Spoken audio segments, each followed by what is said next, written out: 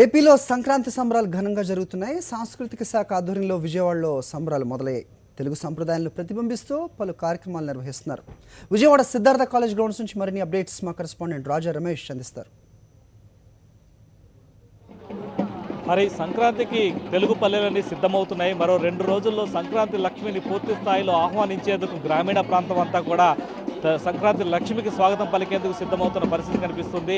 మొత్తం రాష్ట్ర వ్యాప్తంగా కూడా సంక్రాంతి సంబరాలు ఏ విధంగా జరుపుకుంటారు, గ్రామీణ ప్రాంతాల్లో వ్యవసాయానికి ఆధారంగా నిర్వహించే ఒక పండుగగా రైతులు అత్యంత ఘనంగా జరుపుకునే ఈ సంక్రాంతి పండుగకు సంబంధించిన సాంస్కృతిక శాఖ విజయవాడలోని సిద్ధార్థ కళాశాలలో పూర్తి స్థాయిలో ఈ సంక్రాంతి పండుగకు సంబంధించిన సంబరాలకు సంబంధించిన ఆనవాళ్లను ఏ రకంగా జరుపుకుంటారనే దాన్ని పూర్తిగా వివరించేందుకు, పూర్తిగా దాన్ని ప్రతిబింబించేలా ఇక్కడ ఏర్పాటు చేసిన స్టాల్స్ కూడా అందరినీ కూడా ఆకట్టుకుంటున్నాయి. గ్రామీణ ప్రాంతాల్లో ఎంత వైభవంగా సంక్రాంతి పండుగ జరుగుతుంది, రైతులకు సంక్రాంతికి ఉన్న సంబంధం ఏంటి అనేది వివరించే విధంగా వ్యవసాయ శాఖ ఏర్పాటు చేసిన స్టాల్స్, నవధాన్యాలతోటి ఏర్పాటు చేసిన ముగ్గులు అందరినీ కూడా ఆకట్టుకుంటున్నాయి. దీనికి సంబంధించి ఇక్కడ ఉన్న మహిళలు కూడా ఉన్నారు. ఏ రకంగా ఇక్కడ ఉన్న ప్రదర్శనలు సంక్రాంతికి అలాగే గ్రామీణ జీవనానికి ప్రతీకగా నిలుస్తున్నాయి, వారి మాటలు అడిగి తెలుసుకుందాం.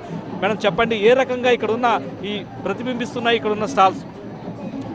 సంక్రాంతి పండుగ అంటే రైతు పండుగ అండి. ఎందుకంటే రైతుకి ఇప్పుడు చేతికి ధాన్యం వస్తుంది కాబట్టి ఏంటంటే ఇంటి ముందు పొరులు, వడ్ల బస్తాలు, ధాన్యం, అన్ని రకాల ధాన్యాలు ఉంటాయి. రైతు సంతోషంతో, రైతు కన్నుల్లో కాంతితో ఉండే పండుగ సంక్రాంతి. ఈ వచ్చిన కొత్త బియ్యాన్ని పొంగలిగా పెట్టుకొని ముందుగా చేసుకునే పండుగ ఇది. అందుకని ఈ సంబరంలో ఆ రైతు వ్యవసాయ నిమిత్తం ఏమేమైతే వాడుతుంటాడో, అంటే ఆవులు కానీ, ఎద్దులు కానీ, అలాగే గొర్రెలు కానీ, మేకలు కానీ, అలాంటివన్నింటినీ కూడా మేము ఇట్లా వ్యవసాయ శాఖ తరఫున దానిని రిప్రజెంట్ చేయడం జరిగిందండి. ఇక్కడ రైతు ఎలా అయితే గ్రామీణ ప్రాంతాల్లో రైతు ఈ పండుగను ఎలా జరుపుకుంటున్నాడో అలాగా దానిని గుర్తుకు తెచ్చే విధంగా మేము ఇక్కడ రిప్రజెంట్ చేయడం జరిగిందండి. చెప్పండి, పల్లె వాతావరణాన్ని ప్రతిబింబిస్తూ ఏర్పాటు చేసిన ఈ స్టాల్స్ చూడటానికి వచ్చిన వాళ్ళు ఏ రకంగా ఆనందంగా చూస్తున్నారు, అదేవిధంగా సంక్రాంతి సందర్భంగా సాంప్రదాయకంగా తెలుగు పల్లెల్లో జరిగే హడావుడి ఎలా ఉంటుంది?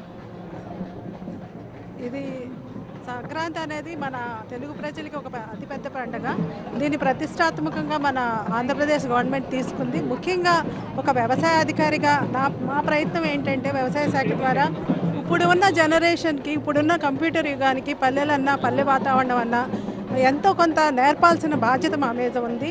రైతు యొక్క ప్రాముఖ్యత అనేది వ్యవసాయ శాఖ ద్వారా ఇప్పుడున్న ప్రజలకి, అలాగే ఇక్కడ ముఖ్యంగా ఈ కాలేజీలో ఏర్పాటు చేసిన స్టూడెంట్స్కి, ఎంతోమంది స్టూడెంట్స్ వచ్చి ఈ పల్లె వాతావరణాన్ని వాళ్ళ అనుభవంతో పంచుకుంటున్నారు. ముఖ్యంగా మేము చెప్పబోయేది ఏంటంటే రైతు అనేవాడు అన్ని విధాల, అంటే కేవలం వ్యవసాయమే కాకుండా అనుబంధ రంగాలైన అన్ని శాఖలతోనూ అనుబంధం ఉంది. రైతుకి కేవలం పాడి పంట అంటారు, అవన్నీ ఇక్కడ డిపిక్ట్ చేయటం, ఇవన్నీ ప్రదర్శించడం జరిగింది. దానిలో భాగంగానే మేము నవధాన్యాలు, అంటే నవధాన్యత అనే ప్రాధాన్యత అనేది మనకి తెలుగు ప్రజలందరికీ తెలిసిందే. ఆ నవధాన్యాలతో మేము రంగోలీలు ఏర్పాటు చేయటం, అలాగే సంక్రాంతిలో పొంగల్ ఏర్పాటు చేసుకోవటం, పురులు, అంటే ముఖ్యంగా అంటే రైతు ఎంతో సంతోషంగా తను తీసుకొచ్చిన పంటని తీసుకొచ్చి ఆ పంటతో పురులు వేసుకుని, అలాగే తను పెంచే ఎడ్లని కూడా సాంప్రదాయబద్ధంగా ఎంతో గౌరవంగా ఆవుల్ని, పశువుల్ని పూజించడం అనేది మనకు తరతరాలుగా వస్తున్న సాంప్రదాయం. ఆ సాంప్రదాయం అంతా భావితరాలు వాళ్ళకి నేర్పాలి, వాళ్ళకి ఎంతో దాని ప్రాముఖ్యతని అంతరించిపోకుండా చూడాలన్నదే మా వ్యవసాయ శాఖ యొక్క ప్రయత్నం అండి. సంక్రాంతి పండుగ అనగానే ముందుగా గుర్తొచ్చేవి రంగురంగుల రంగవల్లికలు. అంటే తొలి మంచు కురుస్తూ ఉండగానే మహిళలు పెద్ద సంఖ్యలోకి ఇళ్ల ముందుకు చేరుకొని ఇళ్ల ముందు రంగురంగుల రంగవల్లికలను ఏర్పాటు చేసుకొని సంక్రాంతి లక్ష్మికి స్వాగతం పలుకుతాయి. దాన్ని ప్రతిబింబించేలాగా ఇక్కడ చూసినట్లయితే సిద్ధార్థ కళాశాలలో అందమైన రంగుల రంగవల్లికలను ఇక్కడ తీర్చిదిద్దారు. సంక్రాంతి లక్ష్మిని పూర్ణ కుంభంతో అలాగే చెరుకు గళ్లతోటి స్వాగతం పలుకుతున్న దృశ్యాలు ఇక్కడ కనిపిస్తున్నాయి.